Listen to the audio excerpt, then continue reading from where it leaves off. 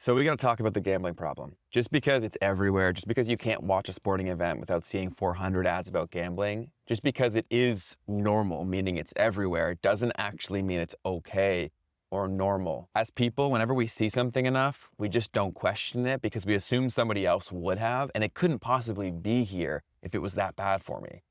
Gambling is 100% that bad for everyone, but so much money is being made here that everyone is trying to do everything they can as fast as they can to normalize this behavior, make it part of culture, and keep it here, while it is destroying the lives of millions of men. I know personally many people whose lives have been ruined, their whole financial future gone. They will never build a family because years of work that they put hours in every single day working a trade or some other job, all of it is gone.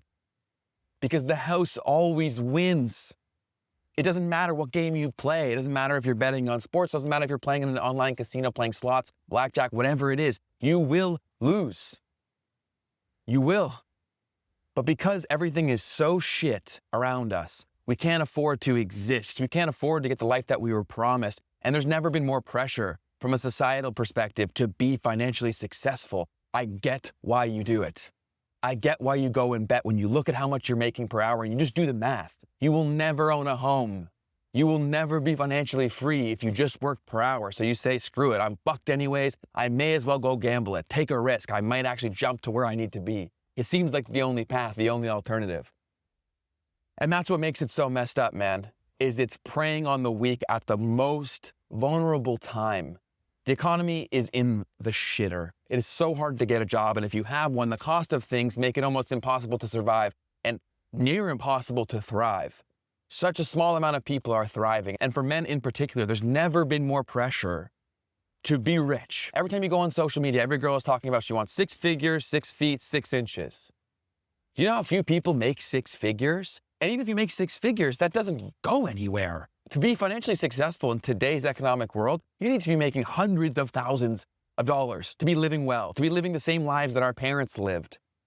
And they prey on that desperation. So I'm making this rant to validate how you're feeling. Whether you're the person who's addicted or you have friends who are addicted, it is not normal just because it's been normalized. That's the point I want to make here first. Now I want to go through the timeline of how we got here and what can we do about it. So first of all, this has been coming in the background for a long period of time. Fantasy football was really a great way where they ushered a lot of people into the idea of gambling, especially on sports. I'm going to focus mostly on sports here because that's where I have the most experience in, is gambling on sports personally, and my friends have gambled on basically everything you can possibly think of. So it starts with fantasy football for many people. They get curious about the idea. Usually they throw a bit of money on sports, and now there is financial incentive for knowing about sports and paying attention. In my opinion, that's where most of this started because gambling really wasn't that accessible. You had to go to a casino to gamble. You had to go to Vegas. But when Vegas became your computer or your phone, the whole equation changed. Why gambling is such a messed up addiction is because if you are addicted to drugs, everybody knows. If you're addicted to alcohol, you smell like booze and you have to go get the alcohol. With gambling on your phone, you can ruin your entire future and no one in the room even knows. And if you've ever actually talked to a gambler, you know they only talk about their wins. So even the person that you think is doing fantastic with gambling, I can guarantee you they're not, or they won't be for long. Everybody comes down eventually. The house always wins. So fantasy football got all these people worried about people's stats, getting points for stats. It trained that behavior. When the apps became a thing where you could gamble on sports through apps, that created the magical thing of parlays. That got so many people into gambling because you could turn a small amount of money and your knowledge into a ton of money. And as someone who was an early downloader of these apps, they gave way better payouts before. They just did. Anyone who's been around here for a long period of time, they did, and they did that on purpose. They also had crazy high sign-up incentives for you and then anybody that you referred. And I would like to formally apologize to anybody that I got into gambling. I'm not someone who has an addictive personality. I can do something like gambling and then not gamble for a year. But I was ignorant to the fact of how rare that is. How most men, especially desperate men, cannot show restraint. It's not a thing.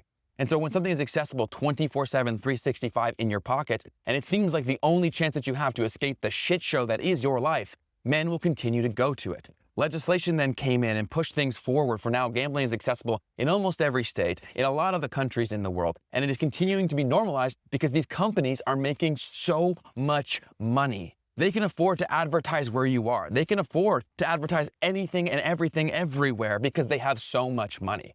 I understood the significance of this problem when I was in an airport lounge about a year and a half ago, and I heard someone from FanDuel who worked there who sounded like a complete idiot, bragging about the fact that he was making $500,000 a year. That is a sign of a messed up market if you can pay a guy like that much money. That's how much money these people are making. Billions and billions of dollars preying on you, your brother, your sister, your cousin. Real lives made on false promises and false beliefs of things being okay because people are making so much money. They need to normalize the behavior. They need you to think that it's cool. They need you to think that it's fun. And they did a fantastic job of that because they made the spreading mechanism us.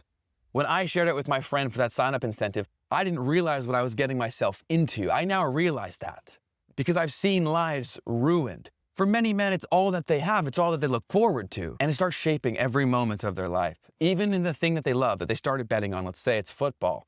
The entire game has been changed to amplify gambling. Do you think the rule changes are just simply because of football and safety? Horseshit.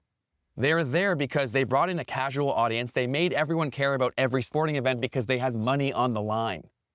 When you go and talk to people now, people gamble on everything, even a game they don't give a shit about. If they're bored and they see it on their TV, they want to get some skin in the game, they go and throw a wager. When there was layers of friction to go make a bet, that just didn't happen. But now when you can bet everywhere all the time, people do. And they know what they're doing, and they're so damn good at it. With gambling before, we all knew when we went to Vegas, we were going to leave with no money. We understood the game was rigged. We understood that they knew everything about people because they were the only ones that could study this many people and make changes that made people spend more money. It's the reason why they give you drinks while you're gambling so that you gamble more. We understood that. We got it. But it was in one place. We went there to ruin our life for a weekend, right? It was part of the experience. But now the ability to ruin your life is with you 24/7. And they don't need to guess anymore. They know you. They know your behavior. They know your spending habits. They know everything they need. And they have so much data across so many of us. They know the perfect time to hit you with that notification. They know the perfect time to hit you with a free bet. Because they know if they give you that free bet, you end up spending way more money. Because one of those free bets, you're probably going to win. You're going to get up a few $100, maybe even thousands of bucks, and then you'll eventually lose it. So they're not losing any money. They're giving you fake money. It's not even real dollars. You can't even pull out the free bet. You have to use it. It's promoting the behavior, and you're probably going to get close. You always get close, especially if you're betting on sports. It's impossible not to get close if you know frickin' anything. And that's the point. Why do you think they push parlays so hard? Because if you truly understood how unlikely it is for that parlay to hit, you'd never make it. But they make it seem like it's close. They make it seem like the behavior is normalized. They give you a no-sweat parlay. They give you a free bet. And that free bet starts something that doesn't stop. It keeps you coming back again and again and again and again, chasing that high of the one time that you won. Or you hear about your friend who won big, or you see on social media, this guy won $50,000 on a 4-leg parlay. Wow, that would change my life. And he's just like me. So you keep doing it, you keep doing it, you keep doing it because you think you're one bet away from changing your entire life. You're not, and you never will be. The house always wins, and the reason they can spend this much in advertising is because they're making so much money because they're taking it from us. And I'm not saying gambling is inherently evil. You can have your own opinion. Like anything else, I think everyone should have the choice to do what they want. But as a society, we need to create rules around this. And because there aren't enough, or people weren't privy to how bad this is, they aren't there. So this conversation needs to become a public one. The things that we all say privately about our friends or about ourselves and the addictions that are here, it needs to be said out loud. The message needs to be amplified. Rules and laws need to be put in place to save our men, especially, from this predatory bullshit, draining them of their future and their bank accounts.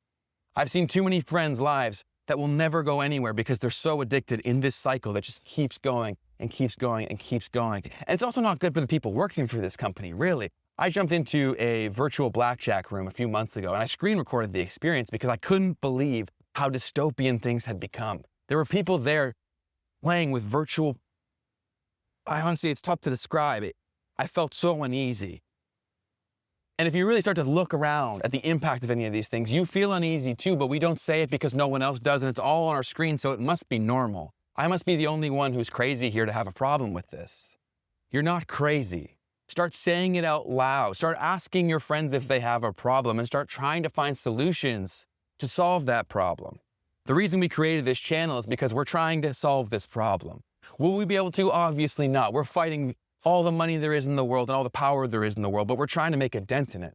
And so we're building an app called No Dice that will help you monitor and control your gambling. And we want this to work. So we're putting our money where our mouth is, and we're giving the first 500 people that join our waiting list a free year of No Dice. So you can access that using the link down below. Go in there, put your email in it. And if you're in the first 500 people, you'll get a year of the app for free when we launch. I've thought about this video for a very long time, and I tried to put scripts together. I just didn't feel like any of it captured what I was trying to say, what I felt, the pain that I felt for others. So I just got on here and riffed. But on this channel, we'll continue posting all about gambling stories, the tactics that these companies use to prey on you, and what you can do about it to improve both your life and the lives of those around you. It's not normal just because it's normalized. Don't forget that. And if there's someone that you're worried about, send them this video. Get them to join our waiting list. Just because money's been extracted doesn't mean this loop needs to continue. You can start making change.